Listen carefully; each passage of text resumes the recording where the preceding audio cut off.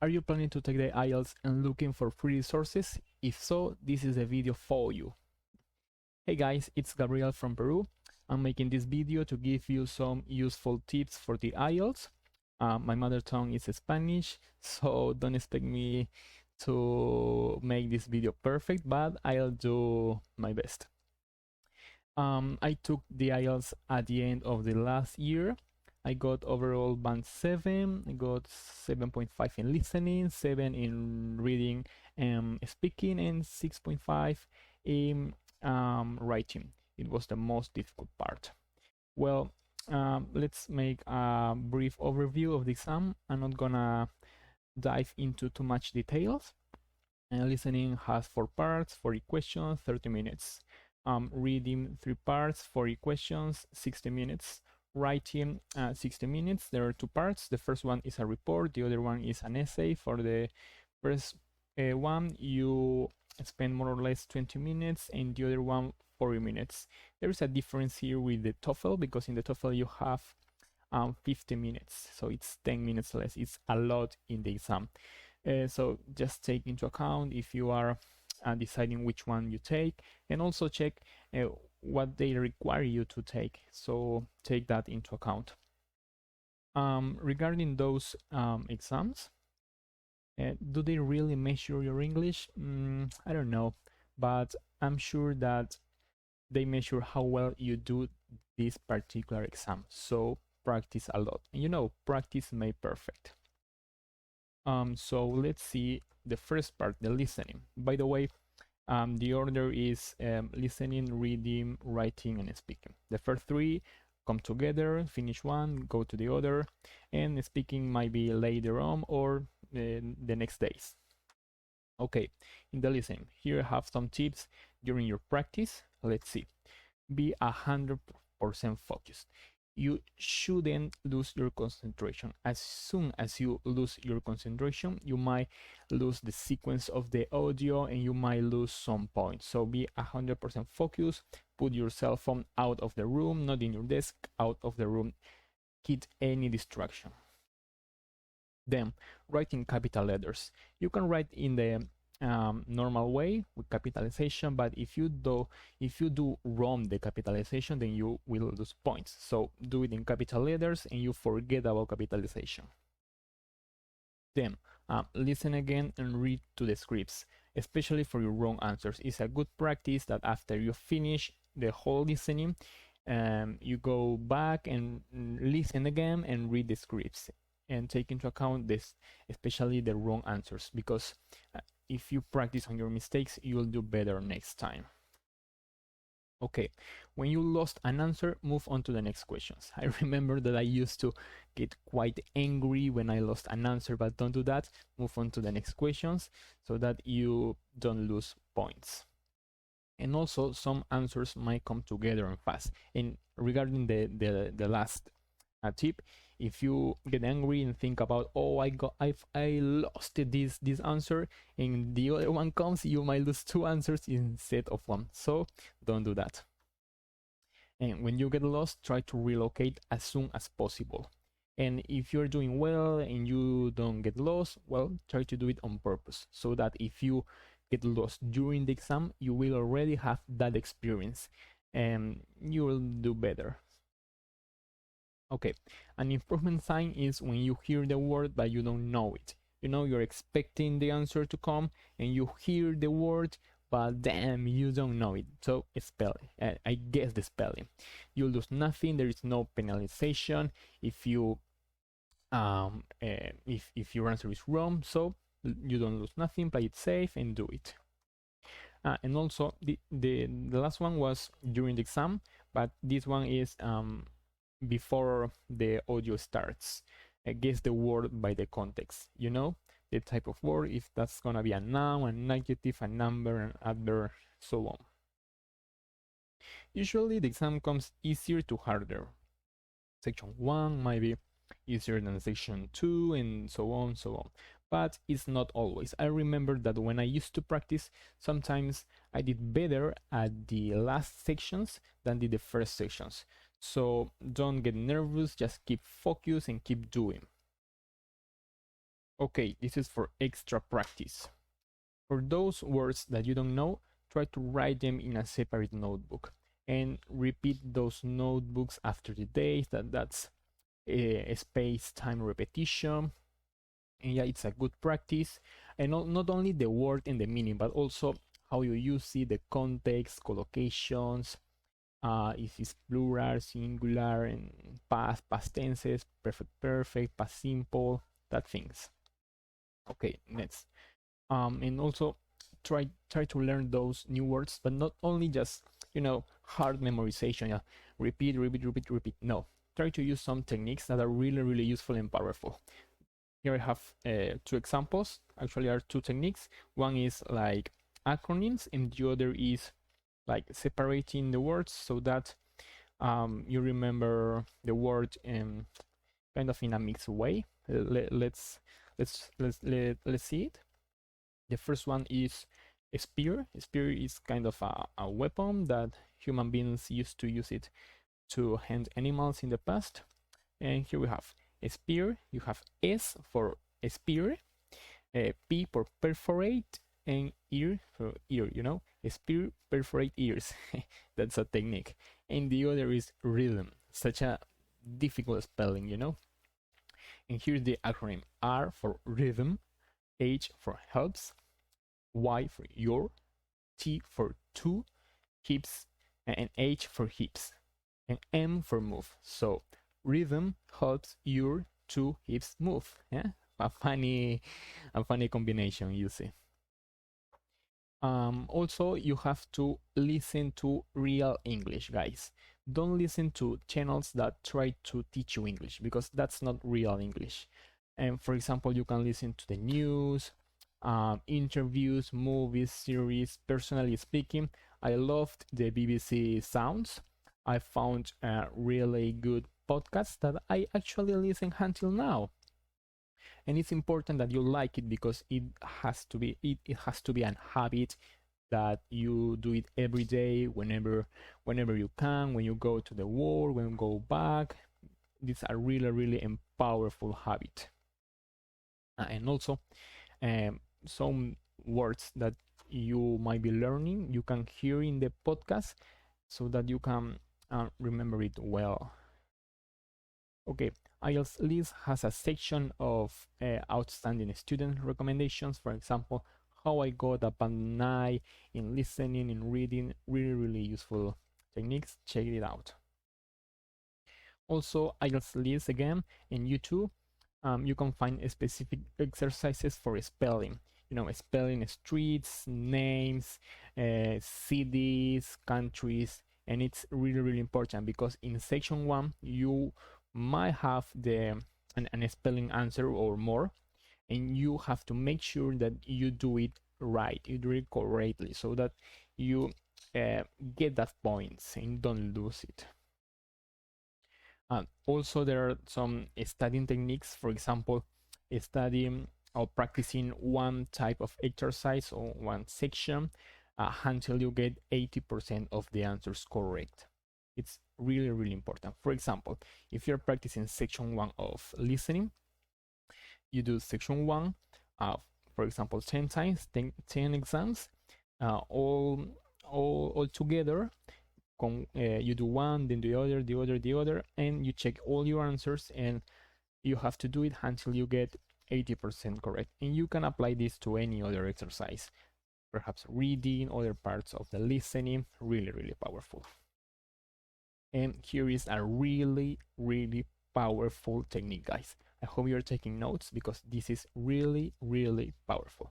As soon as you hear the audio, you go directly to the questions. For example, in my case, when the listening started, as soon as you hear any word, I used to go directly to section 4, because section 4 was the part that had more text to read. So I used to go directly to section 4 and highlight, think about the words, try to guess them, and even until some seconds after the time for reading section 1 started. Manage that technique the best way you think. Okay, here's a screenshot of the Road to IELTS is a page of the British Council where you can find real simulation of the exam if you're taking the computer format, obviously. Then I'm gonna give you the link later, but check it out. Really useful. Here you can prove the techniques I'm telling you. For example, writing everything in capital letters and your answers will be correct. Going directly to section 4 at the beginning before it starts section 1, obviously. Okay, so now let's move on to the reading. In the mock test, write everything in capital letters as in the listening. Okay, and here there are two main types of questions: the ones where you scan and where you skim. Scan is looking for keywords, and skim is reading quickly to get a general idea, general overview. For example, in IELTS list there was a recommendation of an outstanding student who got a bad 9 in reading, and he said that when he had to match headings, he used to read just the first sentences and the last sentences and try to get the answer. Scam exercise are really fast. You go directly to the keyword and try to answer it. A scheme is quite more difficult because you have to analyze, think about it, read again, but you know, you have to practice both of them. Also highlight, but be aware of the way you highlight, because you have to make sure that the way you highlight during your practice must be almost the same as you highlight during the real exam. How can you make sure of this? Using the Road to IELTS simulation. Yeah. Also read carefully instructions and questions.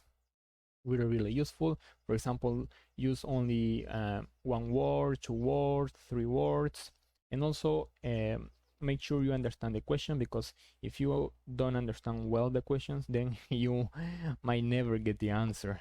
It happened to me that I was trying to find an answer, but I couldn't because I had misunderstood the question. So yeah, really important.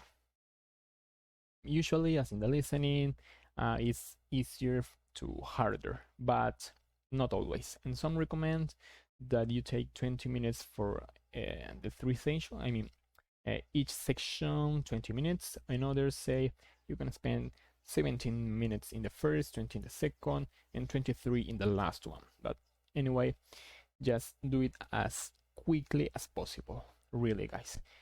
The sooner you finish it, the better, because then you will have some time to check your answers.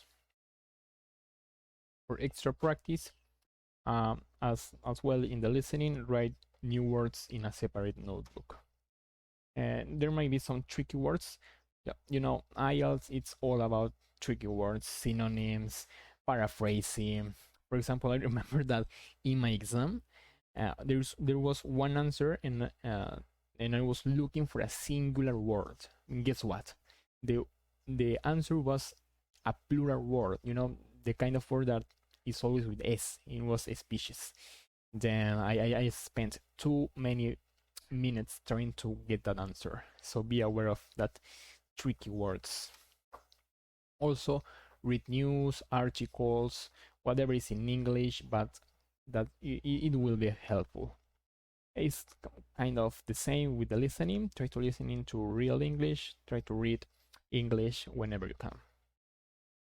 Okay, here's a screenshot, just a brief overview of the scam technique. For example, you are getting to question 36, and you see there is a name, right? It's Sobotka, and then also Richardson. So go directly to the test and try to find those names. Sobotka and Richardson, then read and get the answer. It's as straightforward directly to the answer. This is an scam exercise because you only have to put 1 word. But if it is an scheme exercise, and then things get quite more difficult. Okay, now we have the writing. It was the most difficult part, and I think in general it's the most difficult part for most test takers. Okay, some general tips. Always follow the structure. when you practice and you get the structures, they will say, okay, you have to write at least 4 paragraphs. First one, introduction, the second one, by the paragraph 1, the third by the paragraph 2, and the conclusion. Try always to follow the structure, and it will always depend on the question and what part of the writing you are doing, of course. Always do a brainstorming and plan. If you don't plan, then you will mess up. Also, it helps you to get the ideas, to know more or less how you're gonna do it. Really useful. Take, for example, 5 minutes to brainstorm for the essay, some minutes less for the report, because you have less minutes in the report. Okay, it's better to keep it simple than trying to impress or use complicated words, complicated grammar. For example, if you want to use a specific word and you're not sure how to spell it, yeah, just try to change it, try to paraphrase with using words that you're sure you're writing it correctly. Or really important to use collocations correctly. If you don't use correctly, you might not get a higher band. This is especially important for people that looking for higher scores, 7 or above 7.5. That is always important. Okay, you can also check for most common spelling mistakes. You just put in Google and check that. Even native speakers make these mistakes. And try to write them and see, oh, I have to correct this, and after some days, repeat it.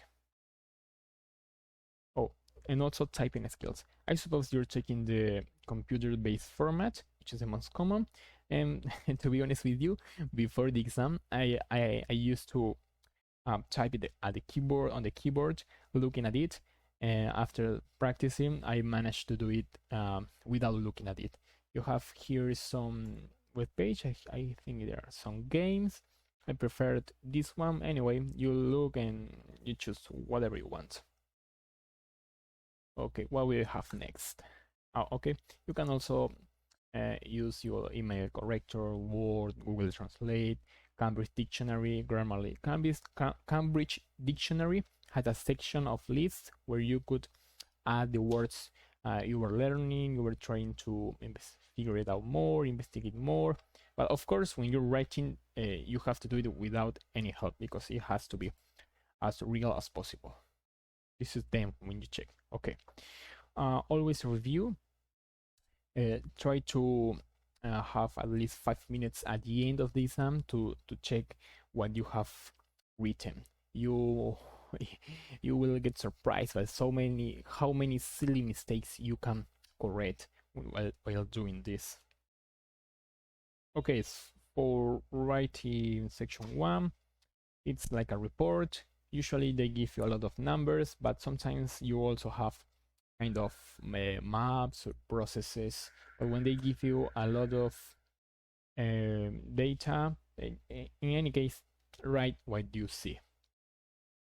And also, when you have a lot of data, look for similarities, differences, patterns. Try to summarize the data. Highlight the peaks, the lows, important features. Okay, for writing section 2, this is really useful. I think I found that from Asia channel, YouTube channel, was really useful. It was PESTEL. It's an acronym. P for politic, E for ethical, S for social, T for technical, E for economic, and L for legal. You have to use these words to generate ideas when you are doing your essay. If you don't have ideas, try to what can I say regarding the social aspect? What can I say regarding the economic aspect? That you can generate more ideas. And when you have the essay, you have to usually take one side, and don't take it personal. Just choose the easiest part. If they tell you to be to give negative, positive impacts, if you agree, disagree, advantages, disadvantages, just choose the side that you think you're gonna have more ideas. And this is important for your brainstorming too, because in the brainstorming you're gonna just write the keywords, so that then when you're writing the essay, you construct, you build the paragraph. Oh, and here is the IELTS checker. This is a really useful technique. It's a web page where they correct your writing, right? They use, I think, artificial intelligence, and I compare it to the writings that are scored in the IELTS book, and this gave more conservative scores. For example, 0.5 less score than in the book. So it's a conservative way, but anyway, it's also it is free. You also have the pay version, but in the free, I think you can get an idea of how you are doing. And here you also have the essay and the part one. In the part one, here's a difference between the academic and the general. In the academic, you have the report, as I told you, and in the general, you might have a letter, I think. And also be aware of if it's English, British English or American English. Okay, let's go back to the PPT. Let's see. Oh, now the speaking. For the speaking, you have Facebook groups. There is a group, official group for IELTS, and also IELTS speaking partner. There you can find a partner, a person who is going to take the IELTS, and coordinate and make a meeting, a virtual meeting, and practice. Choose someone of your level, so you are in the same level, Also watch IELTS speaking videos on YouTube, so that you can get a general idea of how is the speaking of a band 9, band 8, band 7, 6. Yeah, really useful. Also, if you have the possibility, go to a touristic place and try talking to native speakers. And also you will lose kind of the fear that you have talking to native speakers. Remember that in your exam day, probably your test taker will be a native speaker too. Record yourself doing a complete exam. It's kind of weird, it's strange, but do it. It's really useful.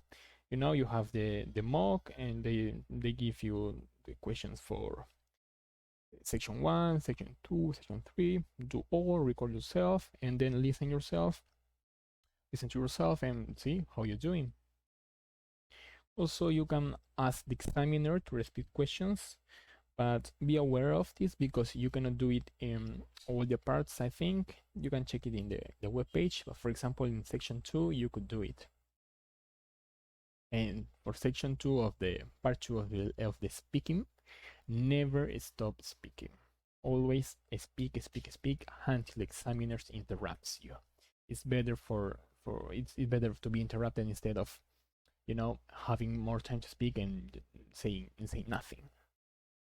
For example, if they tell you, give me a holiday that you enjoyed a lot with your family. Yeah, you give one holiday, and if you still have more time, I speak about another holiday, but never stop speaking. Let's see. Oh, there is the useful app I found. There are many apps for English, but this was useful. It had kind of a room, a meeting you could create to talk specific topics. Here you have a screenshot. Here you can create, for example, your room. They call language Paris. You create your room and you say and you put IELTS partners, and yeah, people join and you start speaking. It's important to practice. The idea is to practice. Okay, let's talk about now final tips. When you practice, try to do it as realistic as possible. The way you answer the questions must be the way you're gonna answer the questions in the real exam. For example, when you do the listening, I mean the reading, in the computer-based format, you have in the middle of the screen the text, and in the other part the answers. So when you practice, obviously, I think you're gonna do it with the PDF books of the IELTS. You put the same in the middle of the screen the text, and in the other middle the answers, the questions. If you try to do it just in one screen and roll up, down, no, I don't recommend you to do that. It's better to do it as realistic as possible. And also the time, right? You start the listening, you go to the reading, and then to the writing, more or less 3 hours without the review, because then the review might take some minutes too. If you have to take notes, say, oh, why didn't get it right, and all that things. Oh, here are the resources. IELTS list, the page I told you before. It's a British, really useful. Got a lot of tips from there. Actually, most of the tips I'm showing you here are from those pages. So check them. Also, Fast Track IELTS. I think she's not a native speaker, and she made really useful videos. E2 IELTS, I think they are from Australia, really useful too. IELTS Advantage, they give a lot of recommendations, and the IELTS app. Take advantage of freemium services. For example, E2 IELTS has more, 30 days free. So yeah, take advantage of that. You also have the future learning, but it's more basic, like understanding the IELTS. But I think you have there 7 days free. So yeah, lose nothing. Also be aware of bad quality IELTS course preparations. Really important. You don't lose money on them. Regarding the sections of the exam, for the listening and reading, they are passive. You can practice, and you can see the answers and you can improve yourself. Regarding the writing and speaking, they're more like active. You produce the English. But anyway, with those resources, with the IELTS checker and Tandem, you can still practice the active part, so that if you get a personal teacher or go to a course, you will already have, oh, this is like that, and you go straight forward to practice. And also be aware of main differences between US and UK English, because if you mix them, you might lose points in the exam, especially for the writing. And have an English mindset. Your phone in English, social media in English, what you Google in English, what you read, what you write, and try to speak English at home. So, well, guys, I think that's all for today. I just wanted to, give you some useful tips that I got when I used to practice. And if you think these tips are useful, please subscribe, give thumbs up, and also comment some other useful tips that you have that might help other people too that are trying to practice. So with that being said, yes, good luck, guys.